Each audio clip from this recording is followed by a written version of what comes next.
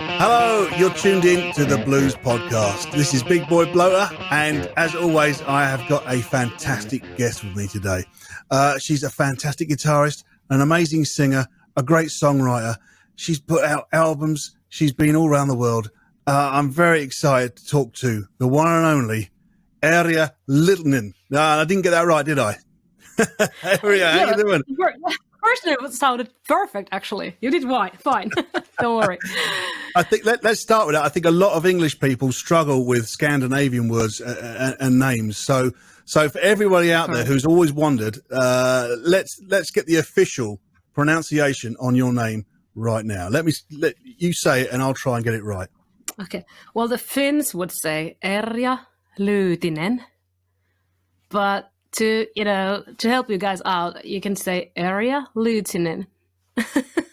Erja Lyytinen. There we go. We go. You heard it here first on the Blues Podcast. Thank you. I appreciate that very much. Thank you.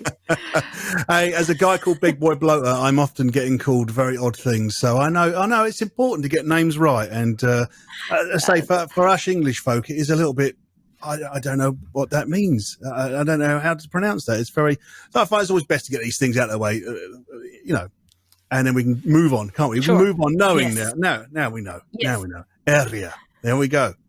I think Here we go. Yeah. So, as always with these things, I always like to kick off and just go right back to the start for how you got into blues and how you got into guitar. I mean, what drew you into music in the first place? Let's start with that. Let's go from there. Well, I was raised in a very musical family, but my parents are musicians. My mother plays bass guitar, and father is a guitarist, and they both sing. And they've had a band since 60s. And so I remember we always had instruments in our house. And music was it was very natural for us, and it was around us, and everybody was singing. My brothers were singing, I was singing, and parents were singing. And so it was very easygoing atmosphere. And when I turned out to be 7 years old, my parents came up with the idea that, okay, let's put the girl to the conservatory to learn to play some classical violin. Oh, wow. And Okay. back then, we didn't have like pop rock music then in the schools. So everybody was just, if you wanted to learn to play any instrument, you had to learn classical music.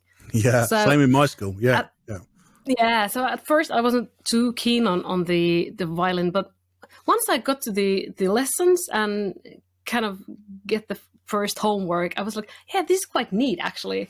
And I played the violin around 7 years, and then when I was turning to be a teenager, around 14, 15 years old, the violin just didn't, it just didn't do anything for me in that point. Didn't rock, And right? Yeah. It didn't rock, but my father, he had these guitars in the house, right? And I was just like, oh, this looks cool. And because I had learned a lot of theory in the conservatory, I had been playing in the orchestra. So I already knew about the musical theory and all that. So when I picked up the guitar, it was really easy for me to just start reading the music books and notation, and I could, the speed, how much you developed, it was a lot quicker than when you started playing violin for the first time. So yeah, it all started from there, and here we are, almost 30 years later. So at your school, it was that they just was it? They had a violin spare. That was the instrument that they gave to you, and that was it. You didn't have any choice in it. It was just like, this is what we've got. This is what you're going to play. Is that how it works? I think it was just like we were thinking that, or my parents were thinking, yeah, let's put her to play some violin. I could have become a piano player or classical guitar player, but violin, I don't know. It was just like, well, it's one of those classic instruments, really. At my school, when I joined the school band, it was just whatever instrument was available, and I got given Oh, the E flat euphonium, which was rubbish. I tell you, you think the violin doesn't rock much. This thing was ridiculous valves and a big horn thing up here. It was rubbish. I wasn't into that. It was like 6 months, and I was like, no, this is not rock and roll. So I think violin was a good one to start with. That's pretty cool. Yeah. Yeah, it's fancy instrument. Besides, you really need to have a good ear when you play that instrument. It's like it requires so much because it's not like with the guitar. You have the fretboard. You see where you put your finger, and then you get that note you want really. But with the violin, you need to listen to it. I think it's probably a little bit the same like when playing slide guitar. It's it's you go by ear all the time. So that might have helped me a little bit. So I'm grateful that I did those studies back then. And I've actually recorded some of violin tracks also to my albums, like in the previous Another World album. Do you still play the violin now? Yeah, occasionally. Very little. Like birthdays and holidays? Is it? Yeah. Every morning. Waking my kids up. Well, when I was recording Another World, I had this song it has this Irish Celtic vibe to it. And I just figured that, okay, I'm going to dust my violin and try to play a little bit something there. And it was quite fun. Yeah. So you went from violin and, you thought, wow, this doesn't quite kind of go where I want. This is not quite rock and roll enough for me, Not that the violin can't be rock and roll, of course. I mean, there's some very rock and roll violin players for sure. Yes. But I think for a lot of people, it's just like, it's not the right instrument. There's guitars hanging around the house, right? So you kind of commandeered one of these guitars. Is that how it happened? Did you say to your parents, you know what, I don't like the violin so much, but I'd like to have a go at guitar?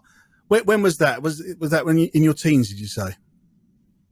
Yeah, so it was something like I was around 14 years old when I quit playing violin. I just finished the exams that I needed in order to apply to music high school. So back then I was thinking like, okay, if I do these courses, that'll give me points when I apply to music high school. But I didn't want to play violin anymore. And I started to practice guitar on my own. And at first I was just borrowing my father's guitars. He has this half acoustic Höfner. Oh, okay. Heard about those? Höfner, Yeah. And then he had this Ibanez electric guitar as well. Yeah. But somehow I really liked that Höfner, and I was practicing a lot of it and just borrowing the music books from library and just playing all kinds of evergreens and, all the lead sheets I could find. I was just going them through. And I also had a couple of friends who played electric guitar. So we were jamming together, and that was a lot of fun. And in some point, I started to apply to music high school, and I got in, and that was great because then I really started to. I got a teacher who was teaching the guitar and the stuff to me, and getting deeper into the jazz and blues and all different music styles. So So when was it though that you really sort of kicked in with the blues and thought, you know what, this is really cool? This is what do you remember? Some of the first records that really inspired you to go, yeah, that's the sort of guitar I want to play. Yeah. I was actually studying in a conservatory later on when I graduated from the high school. And a friend of mine, well, of course, I had heard blues and soul music. We had a soul band in music high school.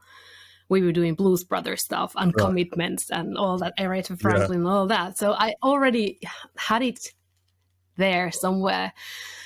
But I remember I was sitting in this music history lesson in Kuopio Conservatory, and we were watching this music video where this blind guy was playing piano and singing Georgia. And I was just, oh my God, what is this? And it just got under my skin totally. That was Ray Charles. Yeah. Georgia on my mind. Yeah. I was just blown away. And I was, this is the way you should do music. This is the way you should perform. You should live through the songs. Because sometimes you feel like you're in the school and everybody wants to just play jazzy and fantastic technical shit. And, and you go like, where's the emotion? You know, I want the emotion. And that was really something that moved me. And I thought about that, okay, I better put a blues band together. And so that was one of the moments. And also my friend brought me this vinyl. It was the album called The Earth Shaker by Coco Taylor. Yeah. And my friend said to me, Erja, I think you're gonna love this lady.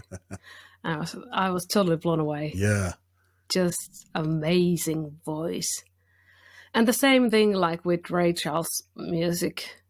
Everything was just like, it was so passionate. Yeah. It was so passionate. It's the soul. Raw and passionate. The soul, putting the soul in soul, eh? Yeah, it's all about. So what was the first blues band you got together? What sort of songs were you guys playing back then? I want to know. I want to taste of the set list. What was going on? Well, we were of course we were doing Coco Taylor stuff. Yeah. We did I'm a Woman. Yeah. I was 18 years old and I'm a woman. You know. And now I can sing that song, I hope. But of course you do the music with that age where you are doing it from that area of time with that knowledge and with that experience. We were doing some Joe Cocker's songs. We had something from Edgar Winter, I remember, in the set list. Then I had some of my own songs. I was already writing some of my own, and John Mayall and Blues Breakers and such. Yeah. All good stuff. Yeah. When did the slide guitar playing come into it? Was this something you kind of discovered along the way and thought, hey, that sounds really cool? I think I started to play that around on my second year when I was studying in conservatory. I was around maybe 19, 20, something like that.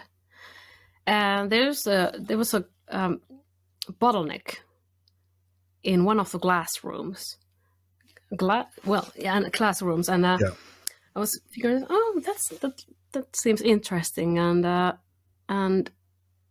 the very next day it was still there, and the next day, and then I was like, maybe I can just borrow that for a little while, and I started to try things out, and I was this feels cool. There's something in it, and I asked my guitar teacher back then that if he could help me out to learn to play slide guitar, and he said he's not really a slide guitar player, and but he'll help me out with some stuff and getting the right intonation and where to place the bottleneck and the mute strings and all that.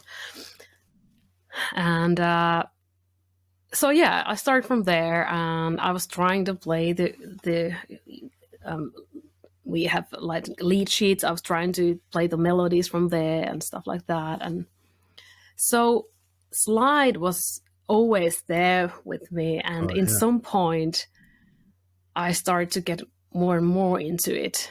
I've been practicing and learning the regular guitar in the schools. Like I've been studying in Sweden, Los Angeles, then Sibelius Academy here in Helsinki, but slide guitar, not really. You just done it yourself and learned all the stuff. Of course, I've some colleagues that we played together, and you show tricks to each other and so on.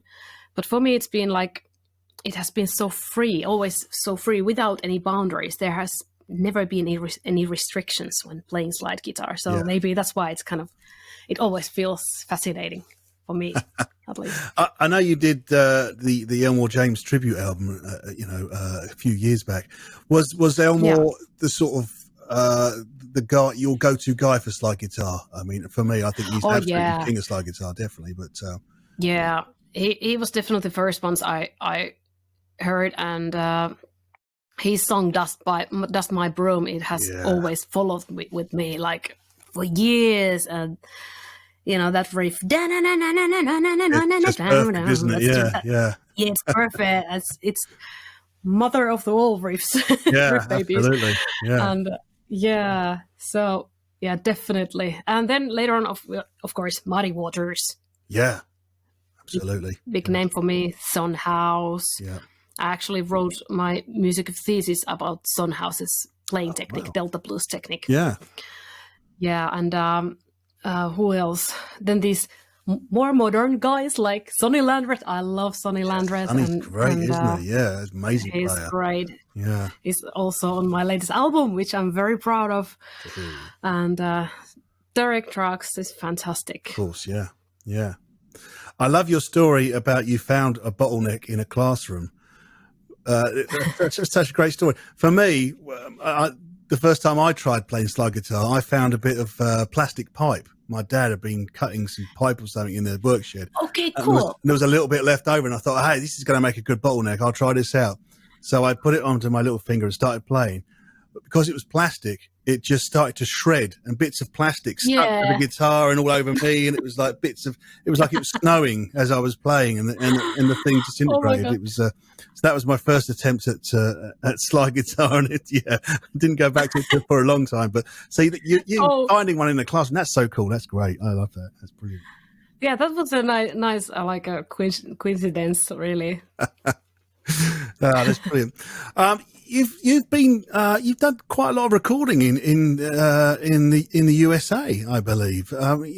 Is that something that you always wanted to do? Or was it something that it just had to be done because you were doing blues and it was like going back home for that music? Or what drew you to record there rather than in your hometown or anywhere in the world, really?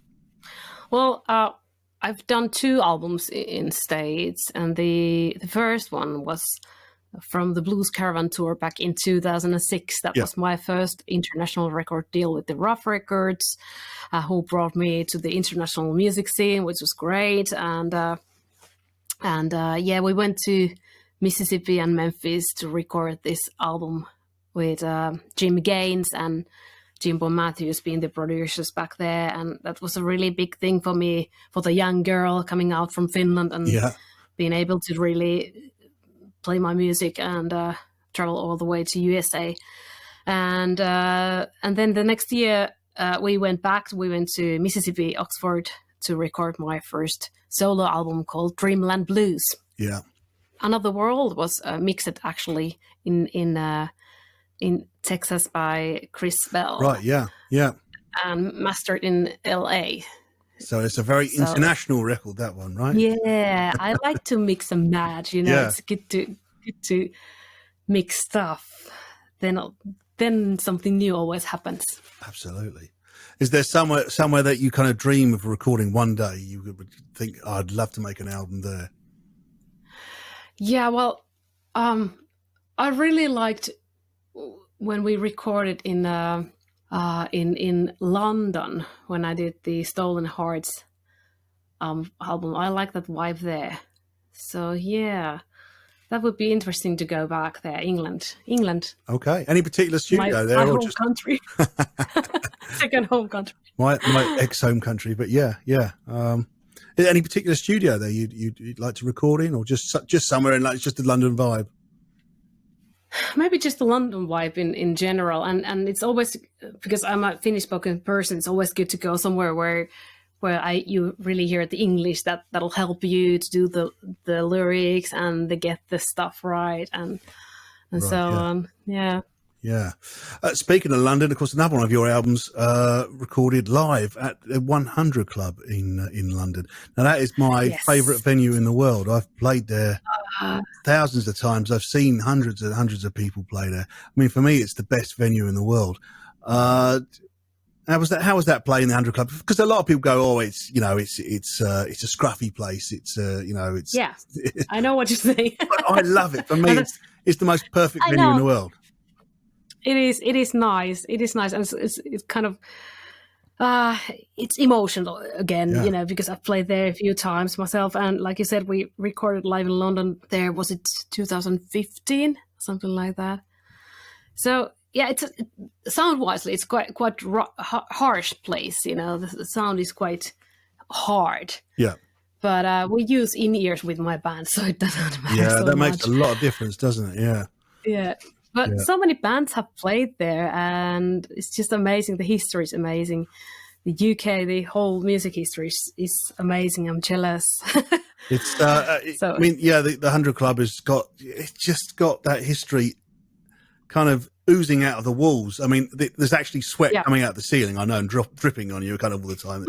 But it's literally, but it's been a music venue since the 1940s, and you know, everybody's played there, and all the pictures on the wall of everyone's played there, and everything from big band jazz to like real hardcore punk and blues and pop, and I think it's just the greatest place. I absolutely love it. It's great. It's great that they saved it. Yeah, it's really. I was so glad to hear when Jeff, the owner, said that they, you know, got things sorted and all that. And I know he's doing all right at the moment. So looking forward to going back there. Talking a little bit about the pandemic and all that. I mean, I know it's affected us musicians a lot, and you know, how's it affected you personally? Well, because I run a company, so I've had to be busy, really. So we started to be innovative on. We brought out our own first tea brand and stuff like that. Okay. Actually, I have it here with me. I've been drinking it because it's very good. I got two teas. Tea. Okay. Well, then what flavors are they? Like different flavors, or is this sherry?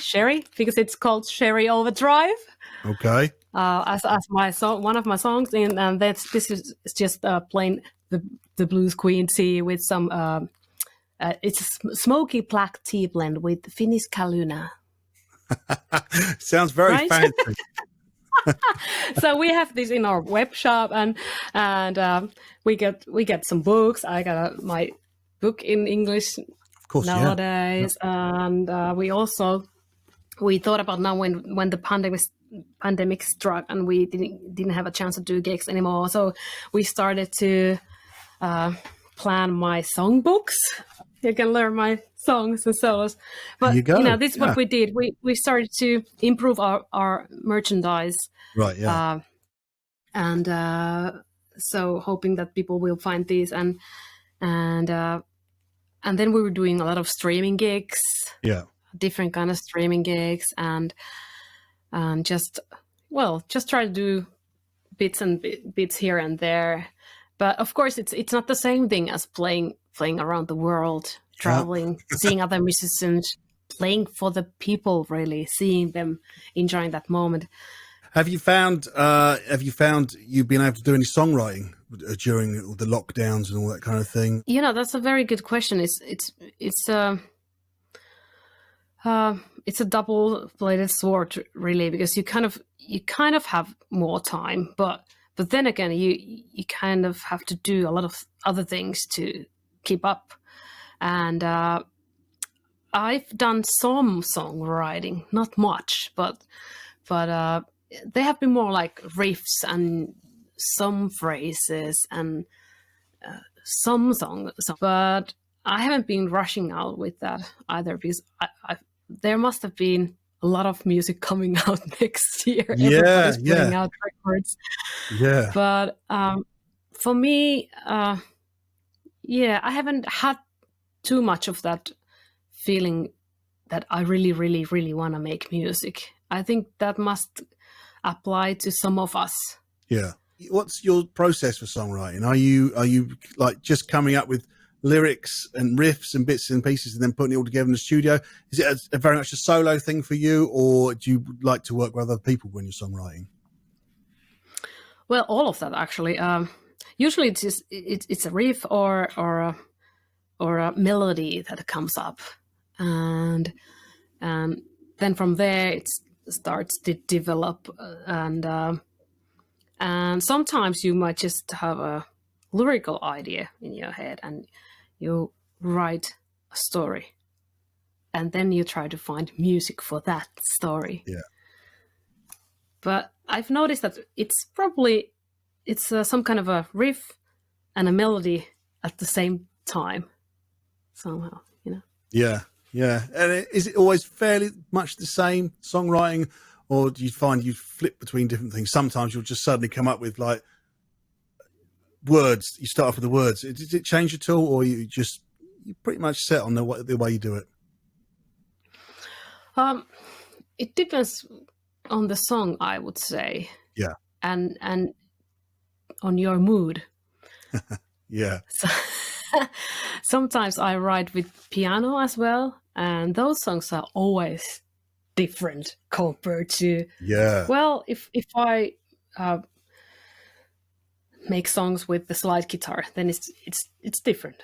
It is different. I don't know how come it goes like that, but yeah, yeah, I know exactly what you mean. You've toured with loads of fantastic musicians, people like Robert Plant and Sonny Landreth, who we were talking about earlier on. All kinds of people, Tom Jones even. Is there someone that you'd really love to work with live, tour with? Yeah, of course, there's a bunch of people I'd love to tour with. One of the amazing blues guitar players is Buddy Guy. Yeah, I would love to share the stage with him. Oh my God. I've been fortunate to play with amazing guitar players, really like Sonny and Jennifer Batten. She's amazing. And when we supported Carlos Santana, he also asked me on stage with him. That was a dream come true. And these are the moments you cherish them forever. And there's a lot of guitar players I'd love to play with. Definitely. Yeah. To change the subject a little bit now, I want to. Here's quite a heavy one. Being a female musician in blues, I mean, an industry that's historically been so sort of male overrun.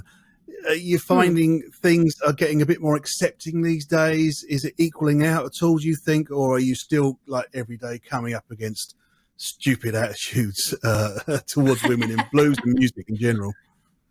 No, it's definitely changing, and I didn't mind the male-dominated world back then when I started, because I was, I think I was a bit of a is it called tomboy, like being a girl, tomboy, yeah, how do you say? Yeah, and I grew up with two brothers, so I didn't really think about that. I was just doing my own thing, but now you see the change because there's so many women playing guitar and playing blues guitar. The Instagram feeds and YouTube, they're full of female playing guitar, and it's just fantastic. Yeah. So it's like, I think it's great. It's a new area of time, and in general, any good music is, we don't mind if it's done by women or men, really. Absolutely, yeah. A good song is a good song, right? Yeah. Good songs are good songs, and that's it. So it's definitely changing, and I think we can see it also in marketing of the biggest companies. They also having more female fronted advertising going on, because the young girls, they want to play guitar, so they follow the female guitar players. Yeah. So it's interesting, and it's definitely developing. But there's still lots of time for lots of space for guy guitar players as well. So absolutely, yeah. There's space for everybody, really. Yeah. Interesting you saying about the marketing and being more aimed at a wider spectrum, say, of players and all that sort of thing. Would you ever have considered like putting out a signature guitar, and if you did, what would be your signature guitar, do you think? Nice question. I have a couple of signature guitars. Henkka Salo from Hoss Guitars, he made me this electro resonator, which is like an electric guitar with the spider and cone there. And then there's like two microphones. The other one's like a regular electric mic, and the other one's piezo, and you can just balance their output, and you get this different sound from there, either an electric guitar sound or a bit of more like a resonator guitar sound, national guitar sound. Yeah. And that's quite nice instrument, really. Yeah, sounds great. To have a dream guitar, there's another one coming up from Ruokangas Guitars.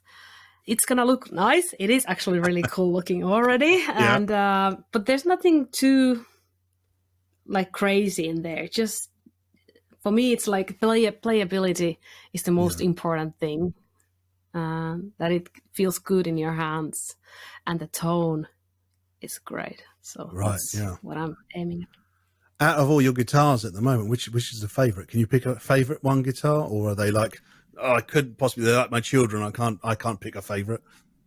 Yeah, that's well, I really like that GNL as I said 3 semi-hollow. It's my favorite slide guitar, Blue Sparkle.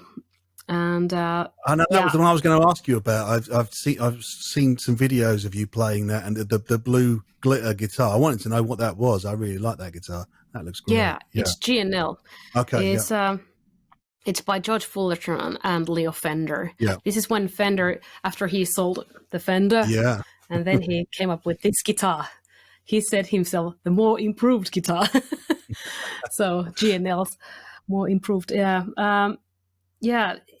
It's very emotional guitar for me because I've probably played all of my international gigs with it since when I started to tour around the world, and it's quite heavy guitar, and but it looks fabulous, and the playability is amazing, and it has 3 microphones. So compared to regular Telecaster, it's it has more output and more gain to it, which goes nicely when you play bottleneck. We like gain. Yeah, that's good. Yeah. Are you quite kind of into the gear side of all the guitar playing, or is it not important? I mean, do you have like favorite amplifiers and effects pedals, or is it just like it's just stuff? Which way do you go on that? Well, I'm like I like gear. Yeah, I like and every year it seems like the pedal board is just increasing. Right. Yeah. Nowadays, I actually have my pedal board down here. I wish I could show it to you guys, but nowadays I use these twin boards. There's 2 pedal boards combined together, and there's around 13. Okay. Yeah. But then there's like multi-effect pedals where you can get a lot of different sounds in a one. Yeah. Listen, I always like to finish up these things with this special question, and I want you to imagine, if you can, that we are many years in the future now, and one day there's an announcement that there's a big asteroid coming towards the Earth, a big meteorite. It's going to hit the Earth and obliterate the Earth. It's going to be nothing left of the Earth, and it's going to arrive in like 3 days or something. So we haven't got a lot of time.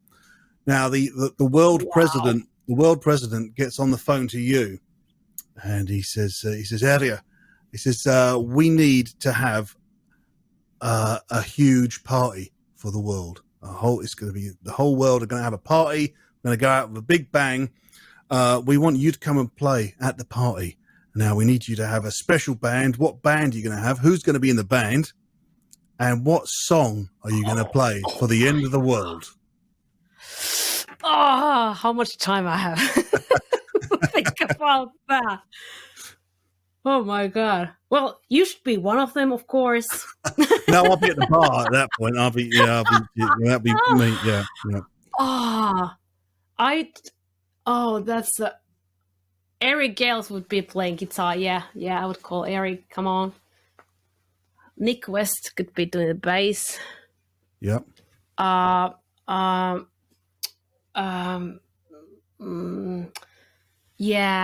Cindy Blackman drums. There's a lot of people I would like to ask there. Well, it's the end of the world. You can ask anyone you want. You know, they're not going to be doing anything else. It's like this is the one big party that's happening. This is it. And which song? That's a bad one. Because you didn't want to be crying. Maybe we would have to just celebration song. That would be something from James Brown. I feel good, something like that. Just Yeah. a lot of booze and drinks and everybody playing and having a good time and dancing before that asteroid would hit all of us. Yeah, and don't forget, of course, it's in the future, so you can have kind of like holograms of anybody that you're playing. So anybody past or present you can have. So it's feel free to go to town on this one. Hendrix and Stevie Ray. Do you not think like all those guitar players together it could get into some sort of conflict? Like it's it would be a mess. A big party with guitar players. Yeah. Don't invite any saxophone players as well. Just it'll go mad. Let's finish up. I just want to one more quick question. What would you say to anybody who's looking to get into the blues these days? What would you say? Where's the best starting point to go when it comes to blues music? Well, follow your heart. Follow your heart and do the music from your point of view, from your perspective, and listen to the tradition, but listen to the modern music as well, and be honest to yourself and others, and don't be too tight-ass. Have fun. Yeah. Put some humor to your music, and I believe blues is a healer. Music is a healer, really. It's a form of therapy, really. Sure is. Yeah. Amen to that. Erja, it's been fantastic talking to you today. Wishing you lots and lots of luck and success continued on the road and in the studio. Thanks for having me. This was so much fun. Thank you. And all the best. Take care. Thank you for joining us on the Blues Podcast. Please don't forget to subscribe wherever you get your podcasts from. And also make sure you leave us a review and a rating, as this helps other people find the Blues Podcast. I'll catch you next time. Bye.